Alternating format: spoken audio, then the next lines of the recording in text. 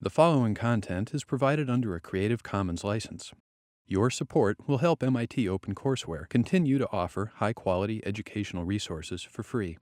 To make a donation or view additional materials from hundreds of MIT courses, visit MIT OpenCourseware at ocw.mit.edu.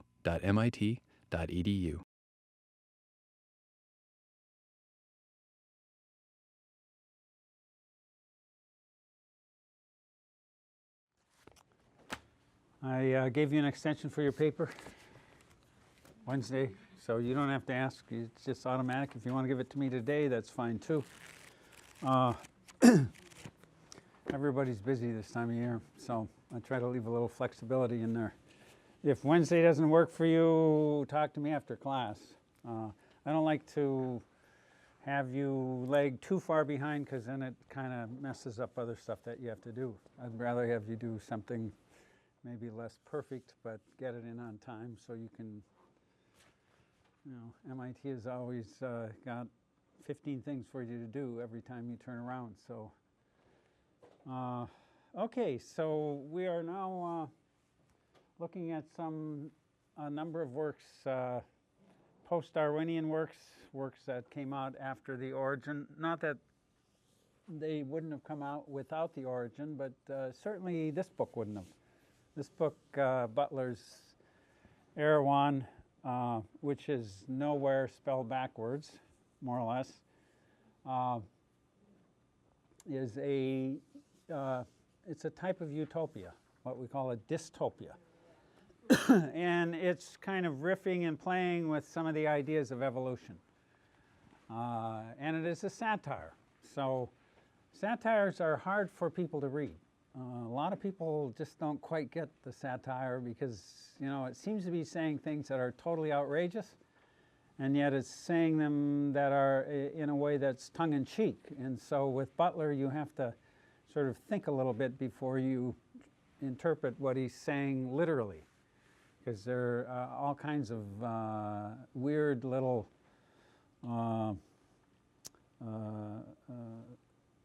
behaviors in the book. Among the people at this voyager, this traveler discovers.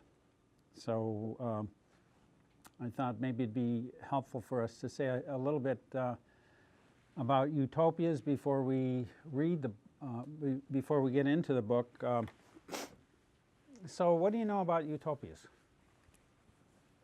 Have you read a few of them, or you've come across them before? I mean, I would love to teach a course just on utopias because it's a fascinating type of literature. But what are some of the things? Has anybody read any utopias or dystopias? What's that? Okay, El Dorado and Voltaire was a little chapter of Utopia. The concept is that a single working example. Yeah. Okay. I mean, most of you read 1984, I assume, or Animal Farm. Yeah. These are inverted utopias. These are what we call dystopias. They use some of the rules of utopia, but they present a world that is highly undesirable. But people have been writing utopias for hundreds of years. And what is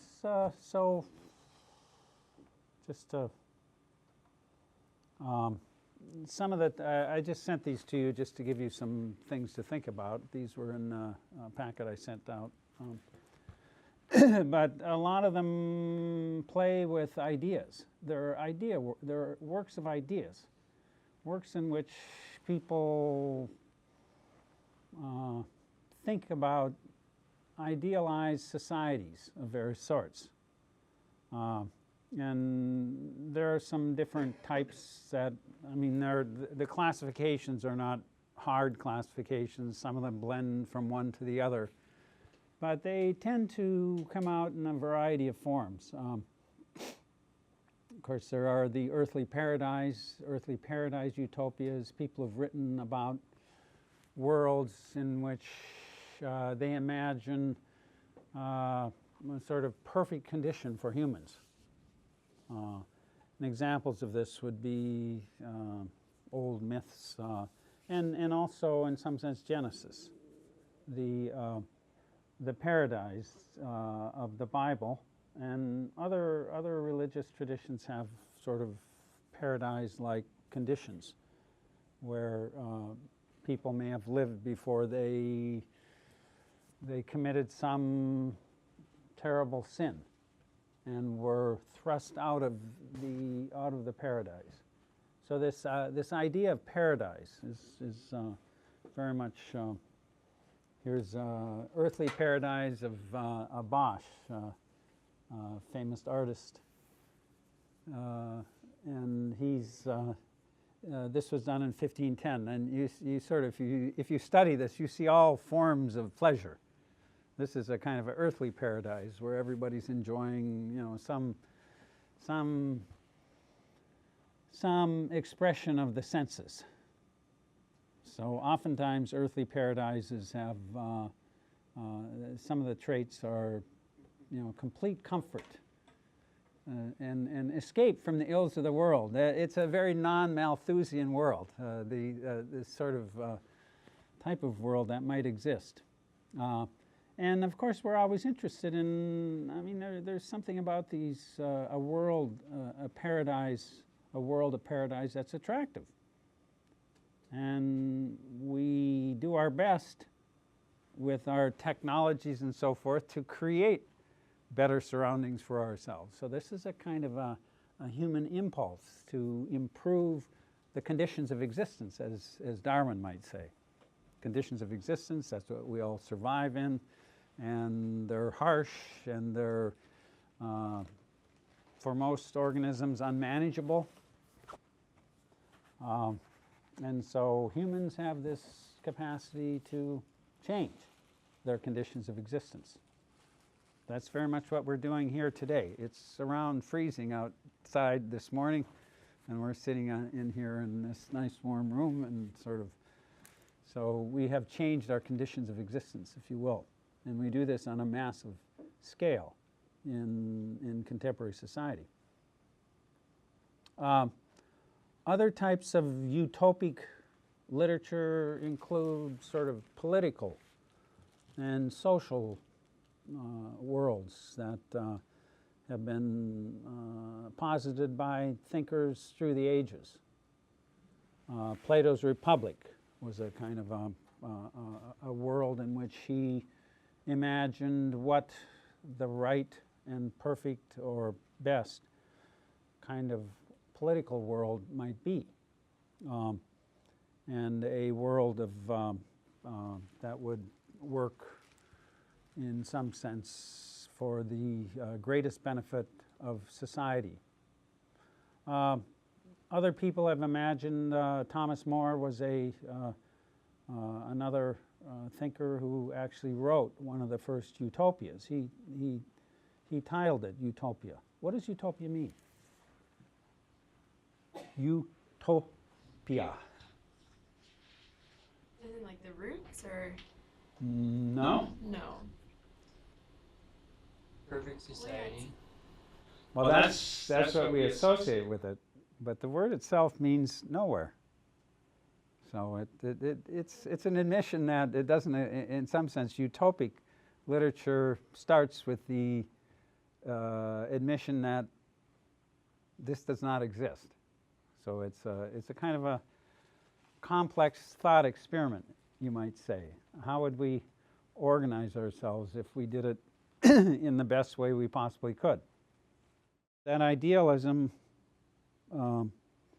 can be supported in a variety of ways, and we have other types of utopias or utopic works that are based on technology. How is technology utopic? What is it about technology that pursues utopian ideals? Well, I mean, technology can never quite make things perfect, but in coming up with like technological advances, our goal is to like increase probably standard of living in some way for somebody. So I guess advances in technology some may see as leading us toward a utopic place, but then also like technological advances are also kind of what are getting us into a lot of trouble with like population size and everything. So I feel like it can be a little bit deceiving. But yeah, there's a cost to things that that are developed, and sometimes those costs turn out to have secondary elements that are, you know, rather overwhelming. But yes, there's that. Jake, did you have something to add to that? I'd say that technology, well, like you said, with the conditions of existence, I mean, it can't bring us, at least as far as we are, it can't bring us all the way to a utopia, but it moves us in the right direction. It takes bad things and makes them either a non-factor or something. Yeah, It takes good things and makes them better. As you say, we're trying to improve the human condition. Utopias have also been part of the satirical tradition. Butler's one of the writers who he modeled his work on, or who he not modeled so much, but he was thinking of, was Jonathan Swift, who wrote Gulliver's Travels. And anybody here read Gulliver's Travels? See the work? I don't. Yeah. Well. Well, Gulliver's Travels is, it's sort of just a fantasy, a fiction that is written by Jonathan Swift in the early 18th century, of this voyager who goes out and he voyages to all these different lands. And in each land he discovers, different types of people who he interacts with. And through these interactions, Swift is able to write satirical portraits of contemporary British society. He uses this travel to kind of fantasize in ways that are critical of society. So that's a direct model for Butler's work. Okay, so back to Butler. So yes, Utopia is a nowhere. It's generally highly idealized, human-centered tradition, and oftentimes is either offering or seeking a sort of perfect adaptation between the human and his or her environment. So that's sort of the goal. And this is secured in a variety of ways. It can be secured, sometimes politically through organization, technologically through technological development, and sometimes through religions. I mean, religions are definitely ways in which people try to adapt to their circumstances. And they're driven by ideas every much as some of these other utopic traditions are. Butler went to New Zealand in the 1860s as a young man. He was a graduate of Cambridge University. He was originally following a course of study of mathematics, but at the end he couldn't quite keep it together, and so he ended up graduating in sort of more of religious studies in the Bible and things of that sort. Sort of a pre-clerical educational prep. And at one time he was considering becoming a cleric, some sort of religious leader. So at the end of his studies, he decided this was not something he could really do. He just didn't want to be. He didn't want to become part of. He didn't want to become a cleric and go out and have a, a group of people who he led and so forth. He just felt that this was not an appropriate form of employment and life work for him. But his father disagreed with him very strongly because his father was a cleric, and they had monumental fights. And so they finally settled it that Butler would emigrate to New Zealand. And so off he went. So he went to New Zealand, and he was there in 1859 when Darwin's Origin came out, and he was fascinated by the book because he owned a sheep station there, and he did a lot of breeding. So when he got Darwin's Origin, a variation under domestication and all this language, it made a whole lot of sense to him. And of course he was a graduate of Darwin's University too. So he had read many of the works that Darwin had read, including Paley. And Paley turns up back in this book. And in fact, Paley is one of the key objects of the satire. And in an interesting, not in a nasty way, but in a fascinating intellectual way. Okay, so this is the setting for this work. Okay, so excuse me, Erewhon. What's going on in this book? What are some of the things that you noted here? And what are some of the big ideas here that Butler? It's a tale, yes, it's a tale of a guy who goes over the hill. Actually, this hill was, if you go way back up in this area up here, someplace up here is actually where he actually went up there. So the start of the book actually is quite accurate. With he was a pretty good hiking. He was a budding mountaineer, not quite there, but he was pretty good on his feet. And he so this is the mountain range that the narrator in Erewhon goes over, and he goes over this mountain range, and as Candide did in Voltaire's Candide, over the mountain range into this world, this kind of new world, and it's a kind of a utopia. So it's going to be a thought experiment. That's what it is. It's a whole bunch of encounters, and he develops a society. So what are some of the characteristics of this society that he discovers?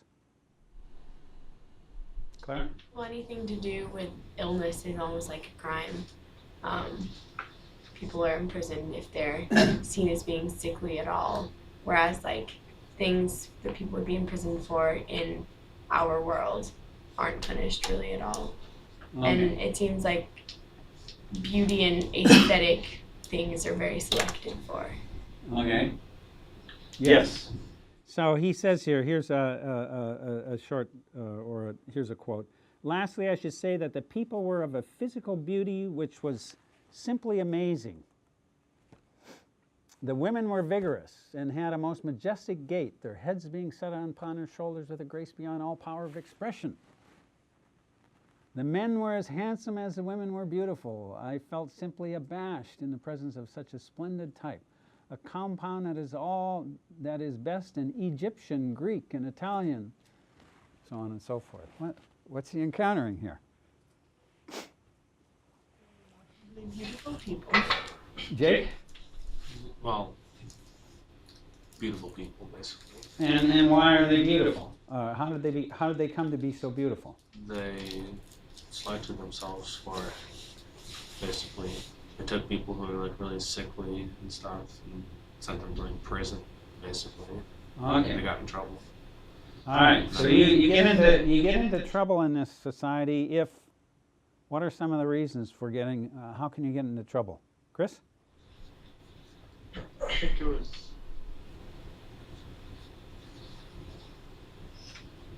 for, I can't remember the example. Okay.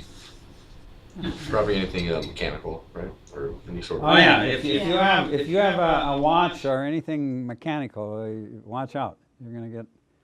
We'll come back to that. That's a big error or crime. It's a type of crime. Yeah. One that I didn't really understand was that you weren't imprisoned if you committed theft. I Yeah. didn't really understand that. Yeah, these people have a really bizarre opinion that if you embezzle or you steal, you are what? They don't treat it as a crime, do they? They treat it as an illness. You are ill. You should be, you need to get help from your local straightener and, and yet if you have pulmonary consumption, i.e. TB, tuberculosis, how do they treat that? Lock you up. Okay. They don't want that to be a trait that's selected for and that is allowed to persist in their beautiful society. Charles, what do you think of this arrangement? I think it's kind of a reverse. It's like he's trying to reverse just the kind of the values and the underlying fabric of society between society he portrays and our society. And it's just like there's like a humorous aspect to it. Okay. That kind of it's a little bit satirical. Just there's like a little bit. It's a lot satirical. Yeah. Obviously that's subjective, but Yeah. I think there's like an element that really just makes you think about why. Okay. That's, yeah. Jay. It occurred to me that while this isn't a perfect analysis, that at least to some extent it seems like the selection forces in Erewhon are switched in from the ones we have, where the natural selection forces in our world are the ones that the people put pressure on there, like the sickness and that sort of thing, and then the one that people put on here are more of the natural. Okay, now you're getting at something, yes. There's something going on here with this selection and this whole phenomenon, and think Darwin. Darwin's world in the origin, humans are outside. How does Darwin's world work? Does it work like our social world, or does it work like this world that Butler's painting for us? In some sense, a thought experiment is this. What would a society look like if it behaved according to Darwinian principles and strengthened those principles?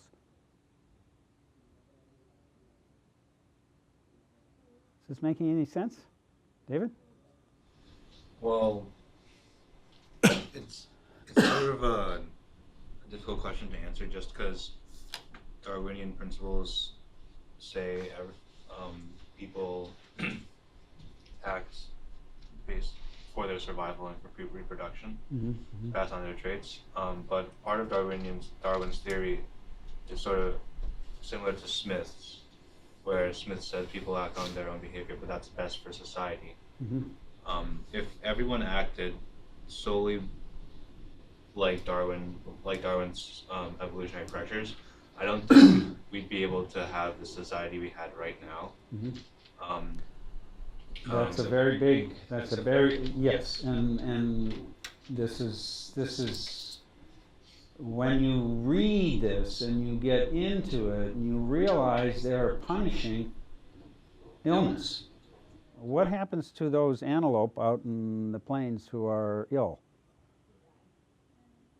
They don't pass on trained. they tend to be the ones that get a little slower and get picked off. What about the little fish or whatever that is good at stealing, you know, the rocks from or whatever from its neighbor? Like, it will tend to live over its neighbor. Yeah, theft does not get punished in nature. I mean, theft can be, you know, if you know how to, if you're a cuckoo and you can lay your eggs in the bird's nest and have somebody else, hey, you don't have to go to all the trouble to feed the young. So, in the natural world, our moral, the way we think of our society in a moral framework is pretty much absent in the natural world. I mean, things just basically have a fundamental utilitarian. Is that right? Is that what you're going to? I was just going to add to the question that you asked, David. Well, I think that if you, so like basically Darwin's principle is based on like how nature has, there's like a, like nature's, the selection process in nature is like an invisible hand. And if you try to strengthen those principles, you decrease the chance of something that's not, like, that's not fit to survive, like the chance of that something to survive. Like you make sure that if something is even the least bit incompatible with its surroundings, that it gets eliminated immediately. I think like the result of this would be like suppose you had, like, obviously every person is multifaceted and you might not be so great at one thing, but you might have a hidden talent, and if you select against this person before they discover what they're good at, before they find like their little corner in the world where they're good at doing something that can help the rest, like you're eliminating a lot of possibilities. And so like in some ways you're selecting for the best, but like you're also narrowing down, and like there's only so much that a very narrow and not very like multi-purpose serving like community can do. Like just not a lot of variety. Yeah, humans in this little work in Erewhon are kind of they have adopted a philosophy that is based on natural world type of dynamics that we find, which Butler found in Darwin's origin. And that dynamic is manifestly and very obviously hugely different from the world that we live in. We do not select people in our society and punish them for being ill, do we? David? We don't, but we do sort of reward those who are better, and like, how should I say this, like physical appearance. Like people who look better usually make more money. Whether or not if you're taller, you by each inch adds so much to your average salary. Actually, I read an article about how I don't think. I read an article about how there was an appearance bias and how people are now trying to like get legislation to stop that because it was unequal. But so part of what you're saying is we fight socially against evolutionary pressures. That's what our laws are. Our laws for equity and equality and so forth are trying to fight against any kind of natural selection principles. Because the world, the natural world of Darwin is not the model for the social world of humans.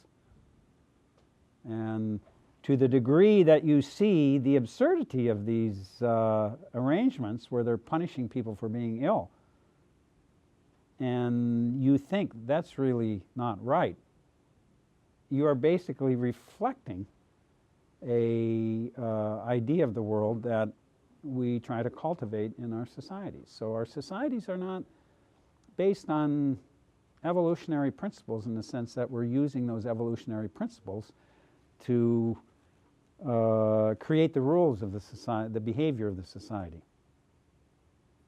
I don't know if this is all coming through. Maybe this work is, yeah, Chris. I think if we did apply Darwin's principles to society, we'd converge to a bunch of like type A individuals, always on their Blackberries, always trying to produce as much, trying to micromanage, trying to produce as much as they can to gain as much revenue as they can and outlast everyone else. Okay. Well, yeah, maybe so. But a lot of these people work within the rules, within the laws. So we have a whole law, we have laws and a whole system of regulation of social behavior that we promulgate in order to avoid simply might makes right. I mean, might makes right in nature, does it not? Might is not supposed to make right in our society, is it? It's not supposed to. Yeah, and sometimes we wonder, but yeah. I'm going to disagree with pretty much everything that's been said in the last 5 minutes, because I think our society is much closer to this than we're willing to admit. We absolutely punish people for illness.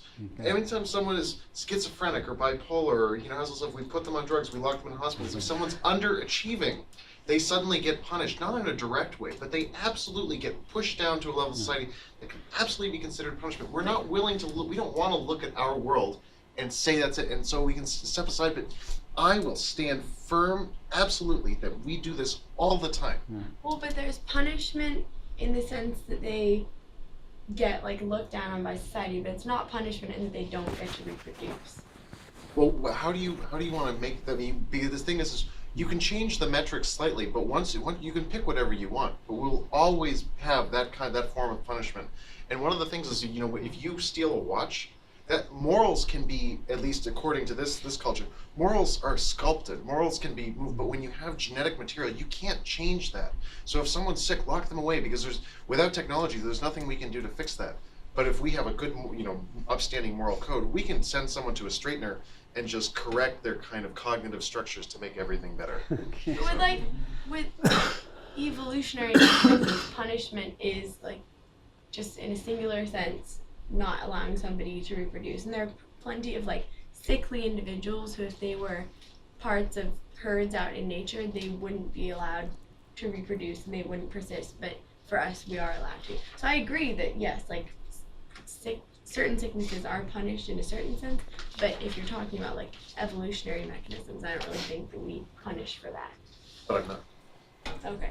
Yeah. Well, I have to say, I think you're both right, because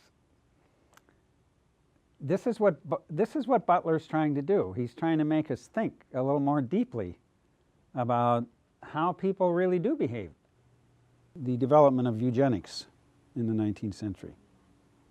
So we're getting in. This book is taking us into that territory. It's a satire, so he's not recommending anything in this book. It's a book to try to make you think, about what is the base of your society. Is your society entirely a natural thing, an expression of natural principles, or is it something quite different? It's an effort to fight the world, or to resist becoming part of this natural world that Darwin had painted with such force and compelling detail. And so Butler is saying, okay, that world exists out there. But is that the world in which we exist? Are we trying to recreate that world? And I agree with Devin. I think his answer is highly ambiguous. Because yes, ostensibly we fight against what we call injustice. The punishment of the weak, and holding people who are unfortunate to in some way as responsible for their misfortunes. But it's not just that simple. There are other elements that we still express in spite of ourselves, or in spite of the ideals that we espouse with our laws and our social and our religious principles. And so he's not arguing for it. He's just trying to make you think about this and sift through the world you live in and try to understand it in a little more complex way. So why are these people so down on machines? What is it about machines that they think compromises their society? Because they find his watch and he gets thrown in jail. And he can't resist mentioning Paley. He says, Paley said that even, quote, a savage who saw this watch would know it was made by, some deliberate force and so on and so forth. Why are these people, why is this culture so afraid of watches? Devin. To pull out a quote, I learned about that 400 years previously, the state of mechanical knowledge was so far beyond our own and was so advancing until one of the most learned professors of hypothetics wrote an extraordinary book from which I proposed to give extracts later on, proving that machines were ultimately destined to supplant the race of man and to become instinct in the vitality of its different form and superior to that of animals as animals of vegetable life. So, okay. Prophet wrote a book. That is the mad professor who we're going to read his theories for the next class, because he has this whole theory about these machines having the capacity to evolve. They don't necessarily do it all by themselves, but they have help from humans. But there are many examples in nature where other organisms help other organisms reproduce. So we're going to get into that in a big way for next class, but that's part of it. So there are potential competition. What are these machines also doing as far as the fitness of the individual? What do machines have any impact on the the fitness of the individual? Jennifer. I feel like they're kind of like a way of like cheating, yet fitness. Like, I mean, as I've said to you, if I don't have my glasses, and I live in a world that, so these allow me to survive on a par with other people. But what happens to my offspring, potentially? Yes. Then they also wouldn't be able to see it. They have Yeah. to rely. So So- I feel like the more you have to rely on machines, the less fit you have to be. So it's kind of like Absolutely. So more machines, less fit. That's why the Erewhonians are so upset about machines, because they're trying to emulate nature. And machines allow less fit people to operate on a par. So they get rid of machines. Okay.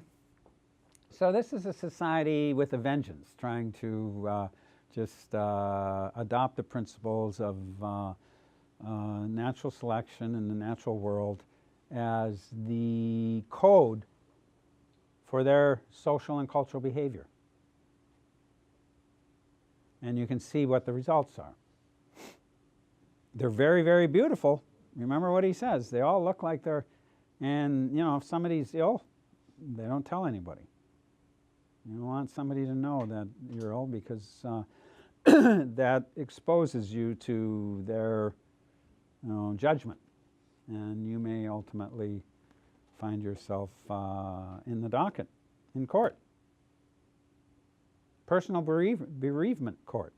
That young man whose wife died, what did he have to argue in order to get some kind of better sentence from the court. Remember? He said the court said an extenuating circumstance was that he took out an insurance policy on his wife before. So therefore, he had a little bit of luck, and so he didn't get punished quite as severely. So, you know, it's weird, fascinating stuff. But you see what's happening here is Butler's playing with the social kind of platitudes of his time, and he's saying, you know, if you look underneath these, it's a lot more complex than people like to think. So this personal bereavement court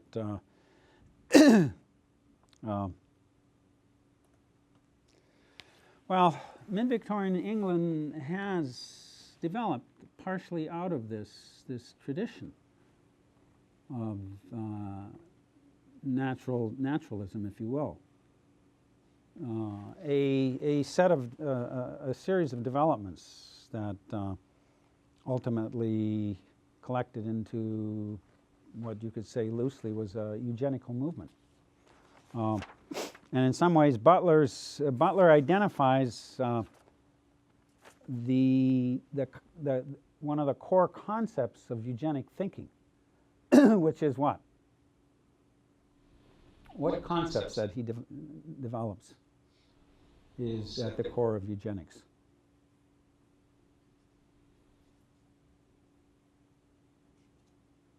I guess that you can make a perfect society by only allowing people who exhibit traits of extra abuse. Yeah. That through social policies and various kinds of top-down principles, you can steer the society toward a greater average health and capacity.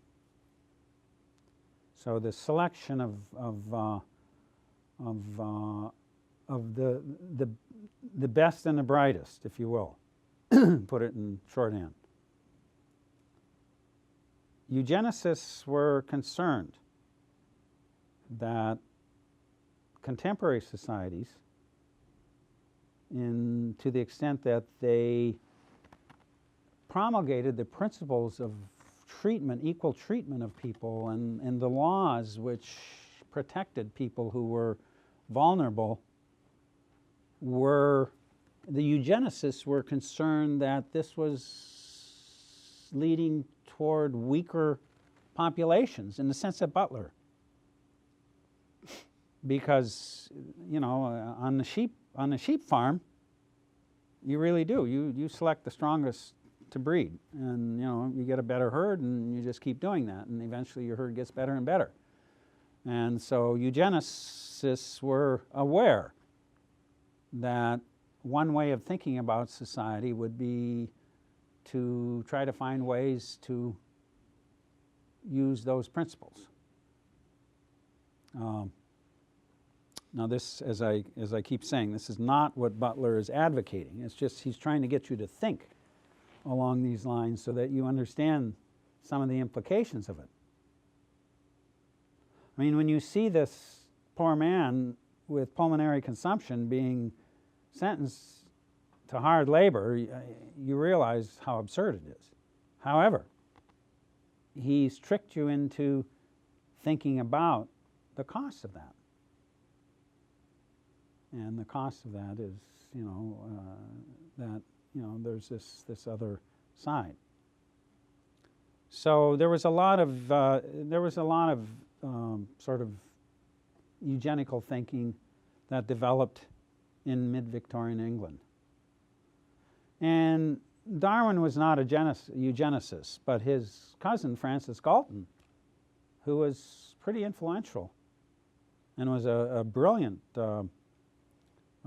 thinker, was one of the pioneers of eugenics. And he was one of the first. Galton was a statistician. He was fascinated with the metrics of humans, understanding humans in a statistical, metrical way. The person who developed the system for fingerprinting, identifying unique individuals through fingerprints, he was really into this stuff. And he was quite interested in the whole idea that levels of intelligence, high intelligence, were transported down through the generations and families. He wrote a book called Hereditary Genius, in which he studied members of great science families and what they did, what the next generation did, and he tried to develop this kind of this conceptual framework for thinking about how we could improve, how human societies might improve their average level of intellect and performance. And the other side of it, resist the process of sort of, I mean, we call it a gene pool now, but he didn't have those words. It was before he was, but he knew basically that there were principles of inheritance. So this is what he was interested in doing. Darwin, I don't myself consider Darwin a eugenicist of any type, but he does say in his book that people who are poor should refrain from marrying and having children and stuff like that. At some level, it's just good advice. Can't afford to. Try to work within your means. So, but his cousin Galton was much more into understanding some of these principles, and a society developed in England, the Eugenical Society of London. We're going to read a work later in the term by Thomas Henry Huxley, which attacks this whole movement of eugenical thinking. But it was quite strong in England, and people like to say, oh, the Germans came up with eugenics and they did terrible things in the Second World War, but eugenics as a set of ideas was around long before the Third Reich, I can tell you that. And it was, there was a movement in America. I mean, there's a whole history of this type of thinking. And it emerged out of the kind of naturalism that Charles Darwin was part of. But it just indicates that, ideas can be used in a variety of ways. Darwin, as I said, did not use them this way. He was not a eugenicist. I mean, there may be somebody who wants to argue that, but I certainly don't. But Galton definitely was, yeah. How does social Darwinism relate to eugenics? It's an expression of eugenics. Social Darwinism and eugenics are the same. Yeah. Okay. Yeah. So we'll see more of this. It's just it's a side of this kind of thinking that needs to be understood and addressed. And Butler here is one of the first, a harbinger of this whole wave of thinking. But Butler, there's nothing in his work that suggests that he was a eugenicist. But in his Erewhon, he's sort of exploring this territory and opening them up and saying, here are ways in which you can think. Here are ways in which you can use Darwinism to think about society. Be aware. Just a couple of things before we leave. What about the religious establishment? Did anybody get through the musical bank section?